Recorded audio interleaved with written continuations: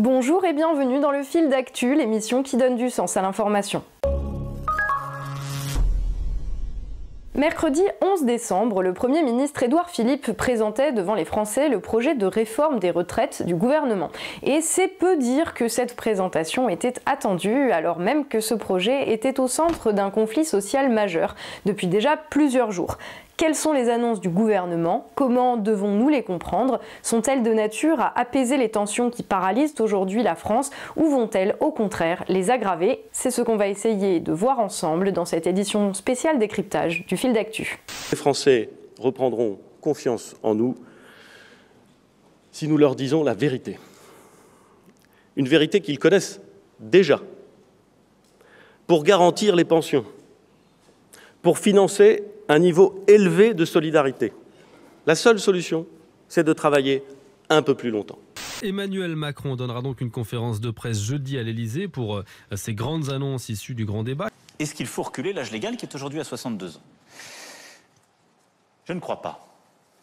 Je ne crois pas pour deux raisons. La première, elle est un peu directe, c'est que je me suis engagé à ne pas le faire. Je pense que c'est quand même mieux, sur un sujet aussi important, de faire ce qu'on a dit. Nous allons devoir inciter les Français à travailler plus longtemps. Le gouvernement compte donc reprendre la proposition du rapport du haut-commissaire, qui consiste à instaurer, au-dessus de l'âge légal, un âge d'équilibre avec un système de bonus-malus. Tant qu'on n'a pas réglé le problème du chômage dans notre pays, franchement, ce serait assez hypocrite de décaler l'âge légal. Je veux dire, quand aujourd'hui on est peu qualifié, quand on vit dans une région qui est en difficulté industrielle, quand on est soi-même en difficulté, qu'on a une carrière fracturée, bon courage déjà pour arriver à 62 ans. C'est ça la réalité de notre pays. Alors on va dire, non, il faut maintenant aller à 64 ans. Vous savez déjà plus comment faire après 55 ans. Les gens vous disent, les emplois c'est plus bon pour vous. C'est ça la réalité. C'est le combat qu'on mène. On doit d'abord gagner ce combat avant d'aller expliquer aux gens, mes bons amis, travaillez plus longtemps. Délai légal. Ce serait hypocrite. Et il est sage de voir le monde tel qu'il est lorsque l'on veut apporter des réponses.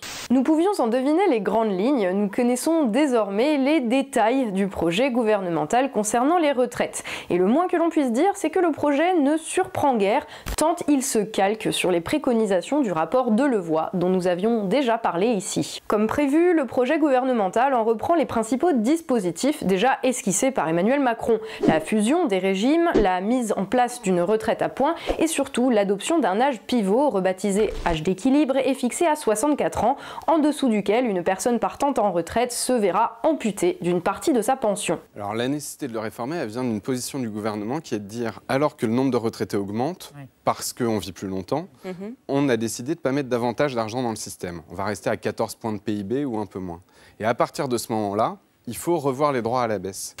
Mais le Premier ministre a dit, voilà, on va construire un système de retraite équilibré, il faut que les recettes égalent les dépenses. Et donc effectivement, en attendant cet objectif qu'on doit tous atteindre, il y a une marge évidemment de négociation avec les partenaires sociaux. Nous ne voulons léser personne, mais au contraire, protéger davantage le pouvoir d'achat des travailleurs et le pouvoir d'achat des retraités. Nous proposons une transformation respectueuse des intérêts de chacun, attentive au parcours de vie, juste et durable. Bien sûr, ce projet se présente sous les plus beaux atours, la justice sociale, l'universalité, la solidarité, l'équité, la liberté et tous ces grands principes auxquels on ne peut qu'adhérer. Mais derrière les mots, il y a la réalité. Concrètement, l'âge pivot mettra les Français face à un dilemme, celui de travailler plus longtemps ou d'accepter une retraite plus faible. Dans tous les cas, la majorité se retrouvera perdante. La beauté de ce régime par points, qui faisait partie des raisons pour lesquelles je crois la CFDT l'a défendu au départ, c'est que vous commencez tôt, vous pouvez partir tôt, parce que ce sont des points qui mesurent la durée de cotisation. C'était une nouvelle manière de concevoir les choses. Ça permettait pour partie de corriger les inégalités d'espérance de vie. Vous partez tôt, vous démarrez trop, vous partez tôt. Ce sont souvent les professions les plus fragiles qui font ça. Donc, ça permet de corriger les inégalités d'espérance de vie. À partir du moment où on met un âge pour tous, on perd cette vertu du système et on le rend inégalitaire en réalité, alors que, encore une fois, toute l'idée était de le rendre plus juste. Quant au dispositif par points, c'est celui-là même dont les syndicats craignaient qu'il ne permette de dégrader les niveaux de retraite par simple décision administrative. Lors de son allocution, le Premier ministre a donc précisé que baisser la valeur du point ne serait pas permis par la loi. Toutefois, cette garantie pourrait être facilement contournée, tout simplement en gelant la valeur du point dans un contexte de hausse des prix. Je pense que ça dépend de l'objectif qu'on fixe à la retraite. Et dans notre système, traditionnellement, l'objectif, c'est que la retraite permette de maintenir son niveau de vie en fin de carrière, éventuellement à un âge différent selon le métier qu'on fait.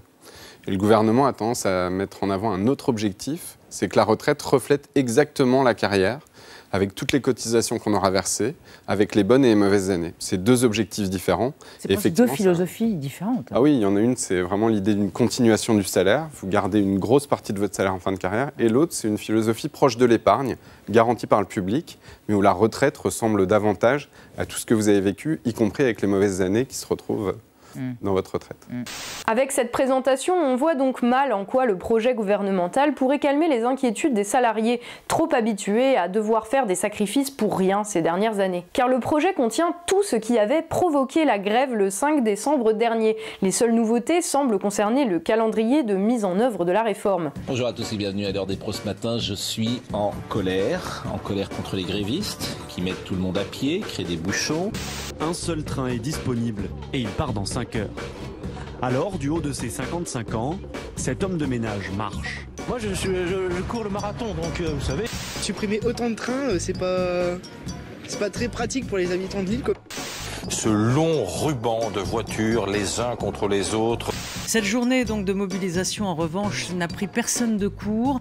Les Français s'y sont préparés, ainsi que le gouvernement qui affiche aujourd'hui tout son calme et sa détermination. Il faut partir du principe que quand le Premier ministre s'exprime, ce qu'il dit c'est fiable. Que s'il y a une loi, ce qu'on inscrit dans la loi, on va le respecter. Si on dit le Premier ministre ment et la loi bullshit, alors on coupe la télé, on fait autre chose. Ceux qui doivent se déplacer pour travailler ou quoi que ce soit, c'est pas cool pour eux, quoi. À 12 ans, Jacques est scolarisé dans un établissement pour jeunes enfants en situation de handicap. Jeudi, jour de la grève, il restera chez lui, gardé par son papa. Mais pour la suite, sa maman s'inquiète.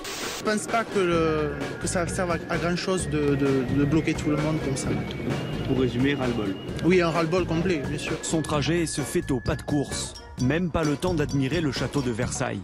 Ensuite, vous avez la pension minimum à 1 000 € net par mois. Ça a l'air de rien, c'est assez révolutionnaire tout de même. Il y a quand même des gens qui sont à 300 balles aujourd'hui. Ça va leur changer la vie. Pour un SMIC, une carrière complète. Le contraste, c'est ces soldats qui sont morts pour notre liberté. Là, ils ne sont pas allés là-bas, on n'a pas parlé, ils n'ont pas dit la pénibilité de notre métier ou je ne sais quoi, ou penser à la retraite, c'était même pas envisageable. Ça symbolise l'égoïsme. D'un côté, on a des héros qui vont nous défendre parce que la guerre, elle n'est pas là, en bas de la rue, quoique.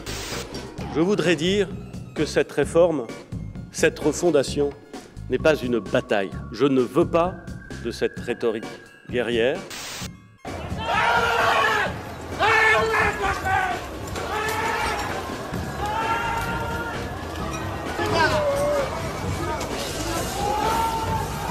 Dégage.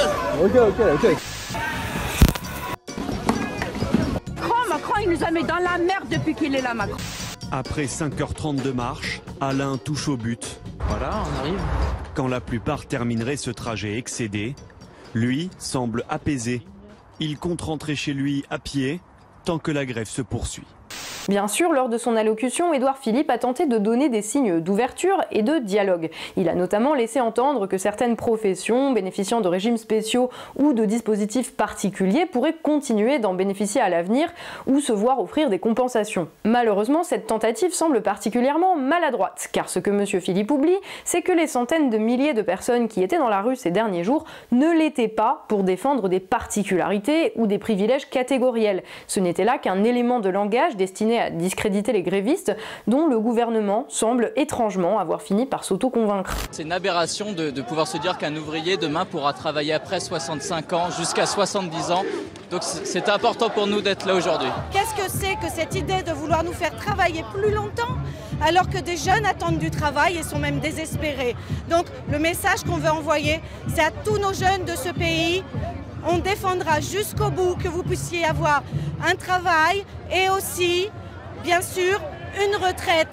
En apportant comme seule réponse aux revendications collectives le maintien de certains particularismes, Édouard Philippe montre ainsi sa profonde incompréhension des gens auxquels il s'adresse. Mais il montre aussi que l'universalité, un concept prétendument au cœur de cette réforme des retraites, n'est rien de plus qu'un prétexte. Un prétexte à une mesure dont les conséquences seront davantage financières que philosophiques et dont les questionnements planent encore sur la réelle raison d'être.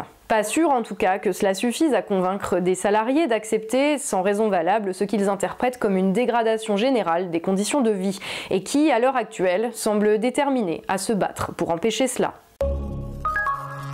Le fil d'actu, c'est tout pour aujourd'hui. On s'excuse pour la sobriété du décor, mais nous sommes nous-mêmes impactés par la grève dans nos conditions de tournage. N'hésitez pas, malgré cela, à partager cette vidéo autour de vous si elle vous a permis d'y voir plus clair sur la réforme des retraites ou les annonces d'Édouard Philippe, ou si vous pensez qu'elle peut permettre à votre entourage d'y voir plus clair. En cette période où l'on entend beaucoup de choses contradictoires, c'est à chacun de nous de servir de relais aux informations que nous estimons nécessaires. À ce propos, on remercie évidemment tous les tipeurs qui nous permettent par leurs dons de faire ce travail en toute indépendance. C'est particulièrement précieux en cette période de désinformation généralisée. Si vous voulez soutenir notre travail et le développement de la chaîne, on vous invite à vous rendre sur notre page Tipeee que vous trouverez en lien en description de la vidéo. Si ce n'est pas déjà fait, pensez bien sûr à vous abonner à la chaîne et à cliquer sur la petite cloche pour ne rater aucune de nos publications. On se retrouve la semaine prochaine pour un nouveau fil d'actu, l'émission qui donne du sens à l'information.